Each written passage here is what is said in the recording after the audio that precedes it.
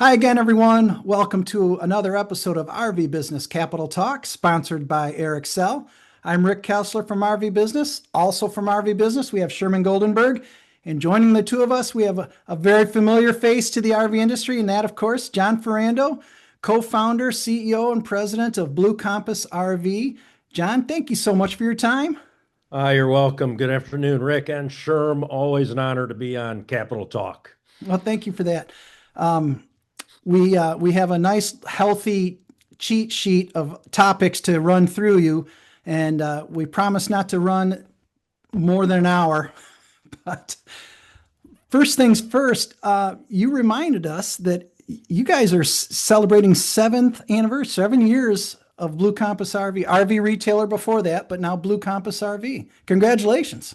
Yeah, thanks, Rick. It's been really an amazing journey. June 29th, we got into the business with the acquisition of Motorhome Specialist, and it's been really an amazing journey since then. An incredible 7 years of growth and success for the company, and it's also just a great industry to be a part of.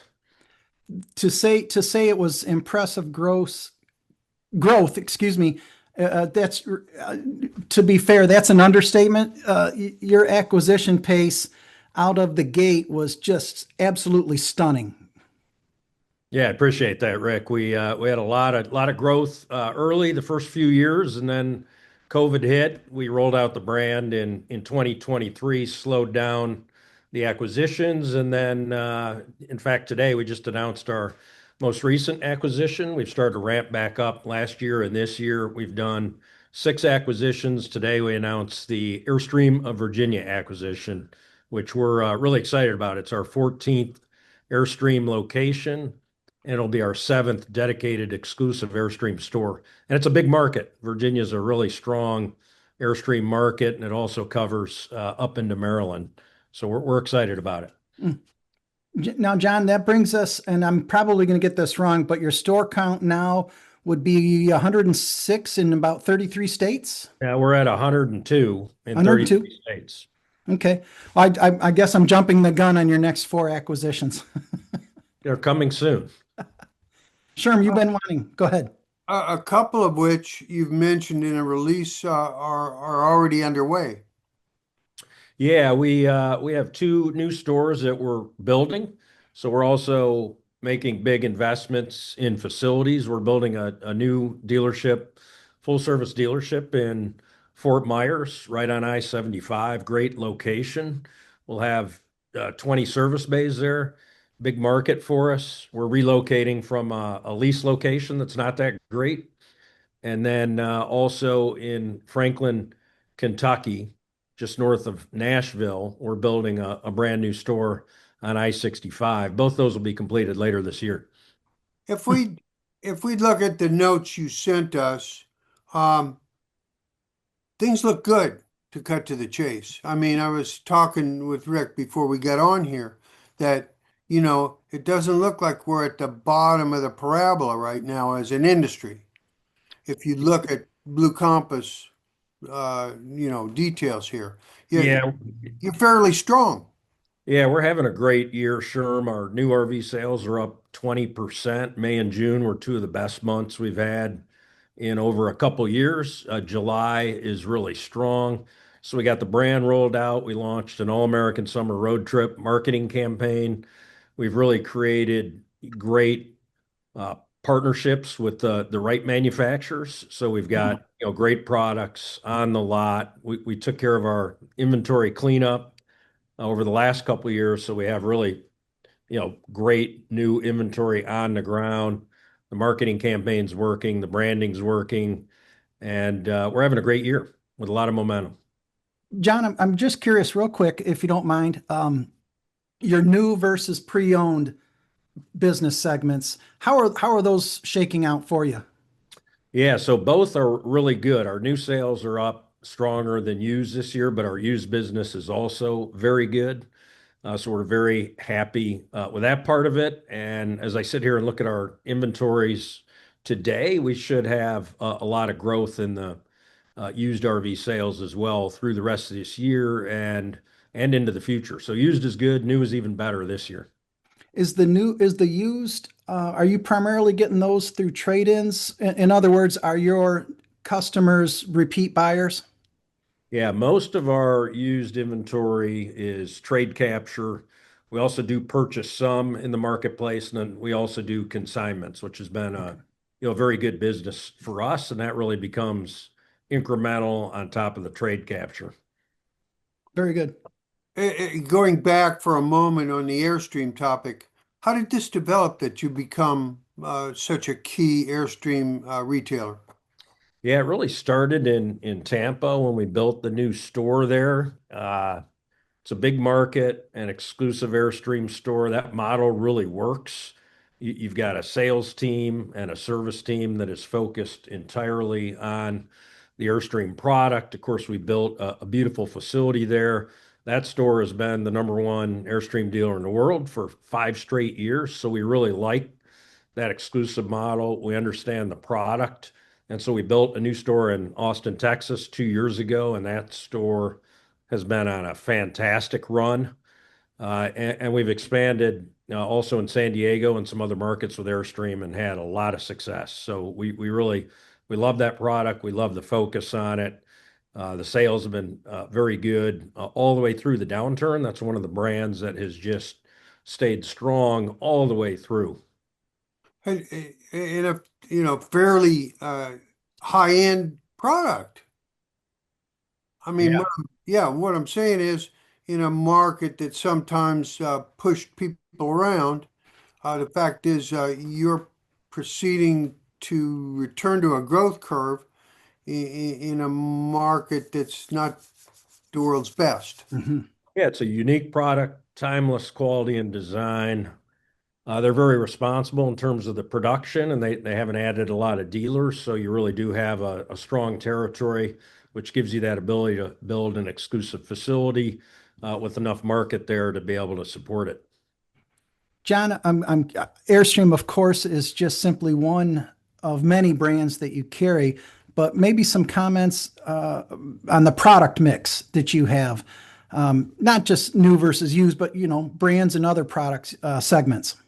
Yeah, we really coming out of COVID made certain decisions on who we wanted to align with from a manufacturer partner with the goal of streamlining that down with great OEMs building excellent products where they stand behind them, and then we could put all of our focus behind those new products. So on the towable side, it's companies like Jayco, Grand Design, Alliance, Forest River, Rockwood, Flagstaff, Cherokee, uh, Brinkley, companies like that produce really good products, and those decisions we made were the right ones. So we have great products in the marketplace. They're turning at a high rate on both towable and the motorized side.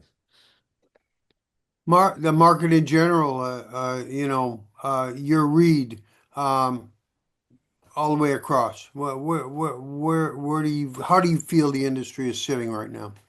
Yeah, Sherm, thanks. I'm always a glass half full guy, so I'm very optimistic. No question about it about the future, especially the medium long term, but also the nearer term. So we're seeing a lot of green shoots. Our marketing leads are up. Our business is very good right now. The demographics are great. Americans still want to go enjoy the outdoors. RV is an affordable, wonderful way to do that. We've had a lot of headwinds, so it has been we're 3 years into a slowdown now, but there's a lot of positives on the way too. So that the tax cut bill just got done to lock in lower tax rates. Gas prices are low. The stock market is at all-time highs.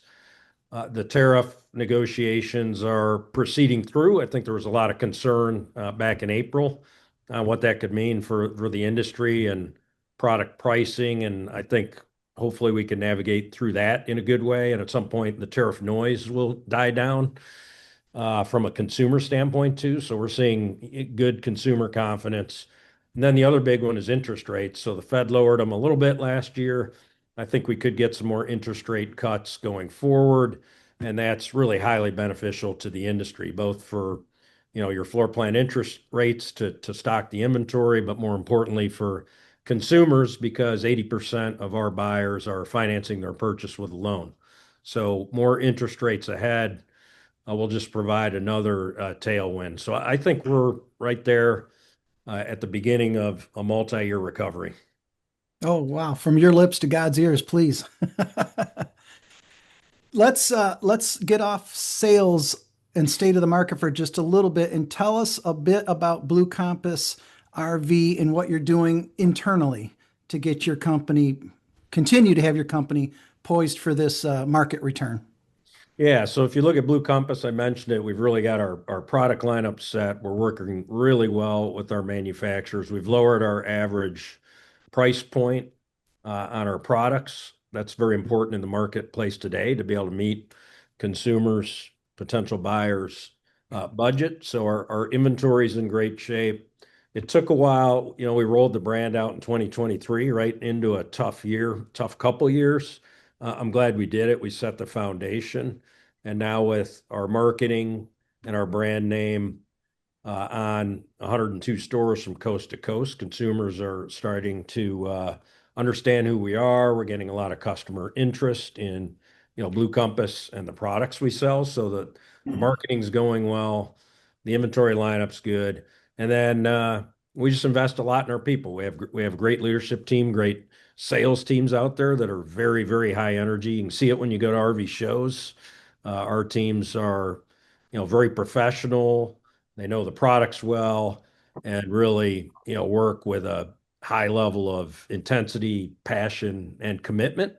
And that's really a hallmark of what we do as well. So you put all that together, and we have a lot of momentum in 2025. John, if you don't mind, though, comment a bit on what you're doing on the service side of the business. Yeah, so we have over 1,000 service bays from coast to coast. I love the business. I think the next 10 years, RV service could be one of the best businesses out there. There's a lot of RVs out there. It's not an easy business. It's hard for dealers. A lot of the dealers we acquired were uh, honestly weren't great at service. The focus and excitement is always around the sales. But as an industry, I'm really passionate about we have to do a great job for the customer at delivery and after the sale to take care of them. So we're investing a lot, both in the facilities. I mentioned building 2 new facilities, and then we really have a lot of scale with over 1,000 service bays. But it's also the tech training, and we Yeah. haven't cut back on that at all. We have a partnership with RVTI. We're an authorized learning partner where we can provide the RVTI training and then do the certification. So we offer that for free to all of our techs. So there's just a constant investment in the training. We have 3 training centers we built, one in Texas, one in North Carolina, one in Utah, at 3 of our bigger stores with 3 of our bigger service shops. And we do a lot of the tech training there. So we'll invest in fact, I was just in Charlotte last month, and they had a tech training going there, and we had techs from all up and down the East Coast from our stores in there doing their certifications. So that'll be like painting the Golden Gate Bridge, just a constant investment in technicians, and that's a big part of it. And there's a big opportunity there, and it's needed by the industry, no question about it. You know what I'm going to say, Rick? Go for it. That we ought to, as much as we've enjoyed this conversation, we ought to bring it to a fruition here and maybe sign off. Did you have anything, John, that you'd like to add that we haven't brought up? Just we're at a great point for the industry. It's at the bottom. It's been tough for 3 years. Uh, I mentioned it before, though. There's a lot of pent-up demand. There was a surge and probably some pull forward. We also brought newer customers into the industry, but I think we're set for a nice run in the rest of the 20s here. Oh, terrific. And I'm very proud, John, you didn't rub your Michigan Wolverine noses into my face, not one time. I appreciate that. No problem, Rick. It's beginning of college football. It's all hope springs eternal. Everyone's excited about the upcoming season. And don't forget to tailgate with your RV, right? To bring it I full might circle. I might bring a couple in this year. John, thank you. Always a pleasure, sir. Thank you, Rick. Thank you, Sherm. Thank you.